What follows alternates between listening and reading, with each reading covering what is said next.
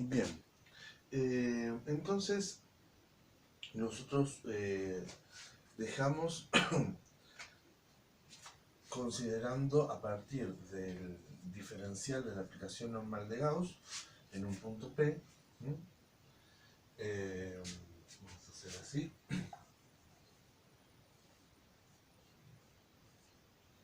Pensemos en un punto P así. Asociamos entonces los autovalores de esta aplicación, lambda 1 y lambda 2, a menos K1 menos K2, las curvaturas principales, que dicen cómo está doblada la superficie en relación al normal y dice, en qué direcciones está más doblada. Pero nosotros podemos hacer una especie de promedio de qué tan doblada está para no tener que indicar, bueno, en esta dirección está más doblada y está doblada hacia abajo, en esta dirección está doblada hacia arriba. Simplemente lo que podemos hacer es definir dos promedios de estas curvaturas, ¿sí? La idea surge a partir de tomar otro invariante, ¿sí? Que no tiene que ver con la matriz, sino con la propia transformación lineal, que es el determinante, ¿sí? Ya vimos que el determinante no depende de la matriz que represente a la transformación lineal, sino cualquier matriz me va a dar el mismo número que es el determinante, ¿sí? A este número lo vamos a llamar entonces K. Y hay otro invariante que no es tan conocido, que es la traza, ¿sí? La traza de la matriz, que es sumar las diagonales, solo que a esto le vamos a hacer una pequeña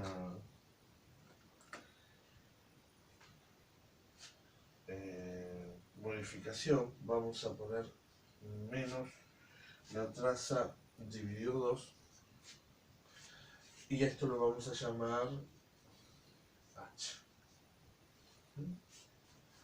Ahora, estas van a ser entonces dos promedios de estas curvaturas. ¿Por qué? Porque el determinante en una matriz que sus autovalores sean lambda 1 y lambda 2 asociado a matrices a un E1, E2, una base ortonormal, entonces la matriz tiene esta forma. O sea, en alguna base no, en la base de los vectores principales, la matriz de esta aplicación lineal tiene esta forma.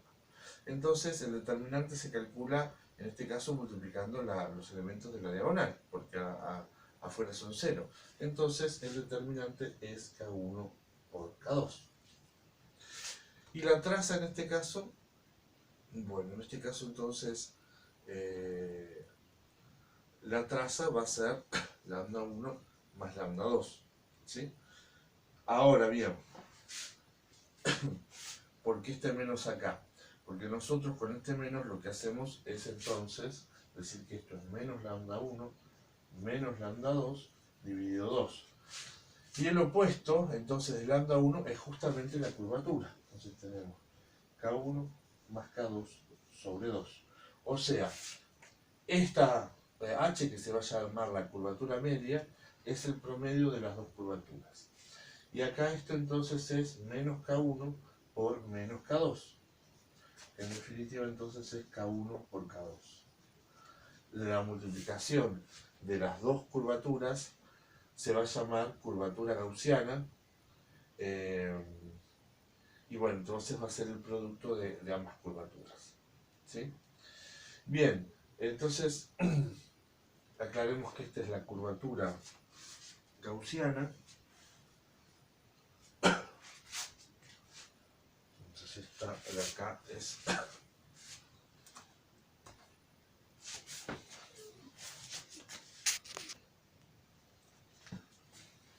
bueno, entonces esta es la curvatura gaussiana.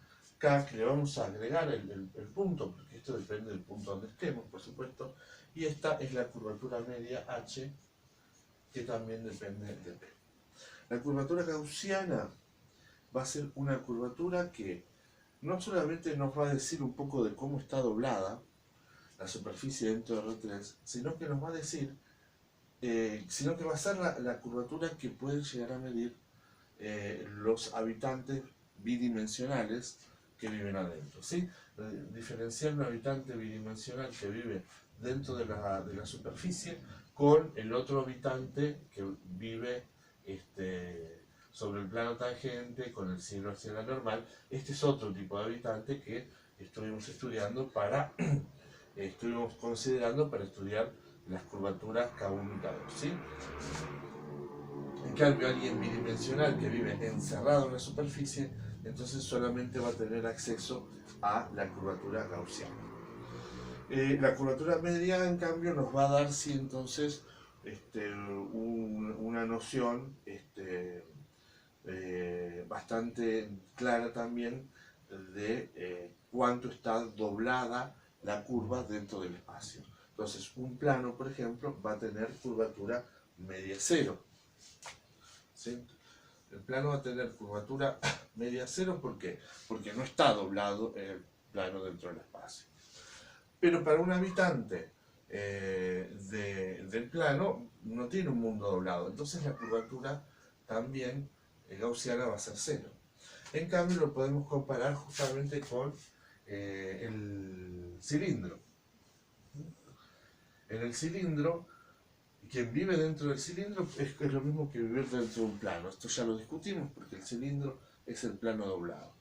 Entonces para él la curvatura gaussiana también va a ser cero, ¿sí? En cambio el cilindro está doblado. Y está doblado en todos los puntos, está doblado igual. Entonces la curvatura media no va a ser, va a ser constante, pero distinto de cero.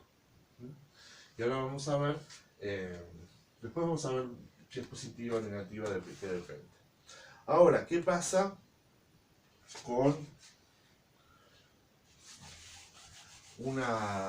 algo como el cono? El cono, entonces, otra vez, el que vive el ser bidimensional dentro del cono, localmente no se entera que está en una superficie plana, porque ya dijimos que si nosotros tenemos un plano y lo enrollamos, tenemos un cono. Entonces es lo mismo. En cambio, cuando nosotros vemos de afuera, no vemos de alguna manera que la superficie está doblada. ¿Dónde está más doblada la superficie? Bien. Por ejemplo, comparando estos puntos, P y Q, ¿dónde está más doblada la superficie? ¿Sí? Esto está bueno que ustedes lo piensen, pausen y reflexionen sobre eso, ¿sí? Si ustedes realmente agrandan el cono y se van alejando, se van dando cuenta que cuanto más lejos se van, menos doblado está. Entonces, si yo voy a comparar las curvaturas, esta con esta va a ser, al menos en valor absoluto, después vemos bien el tema de los signos, pero por lo menos en valor absoluto, este punto, perdón, entonces acá el Q1 va a estar mucho más doblado, ¿sí?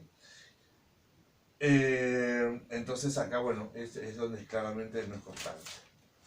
Después, otro caso emblemático es la esfera, ¿sí? En la esfera, aquí, primero que es fácil ver que en todos los puntos las curvaturas van medio lo mismo, ¿sí? Entonces vamos a tener curvaturas constantes de las dos naturalezas, ¿sí? Pero el que está en una esfera puede saber que vive en un mundo curvo, después lo discutimos cómo, entonces esto va a ser distinto de cero. De hecho va a ser positivo.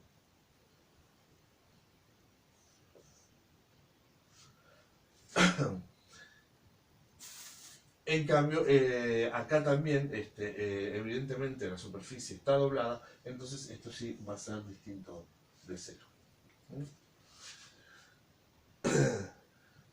El valor, el signo depende del normal que tomemos de la curvatura media. Por eso es que no puedo dar ninguna precisión si no considero una orientación, alguna de las dos orientaciones para la esfera, tampoco acá.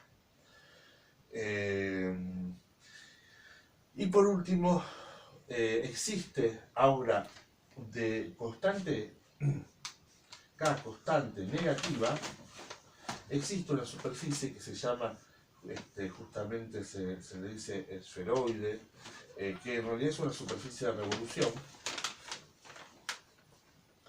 donde se hace revolucionar una curva especial, ¿sí? Y eso tiene curvatura negativa. Y sobre eso vamos a charlar un poquito y vamos a ver cómo es una geometría aquí, en una superficie de esta naturaleza. ¿Sí? Vale como introducción, así que ahora paramos.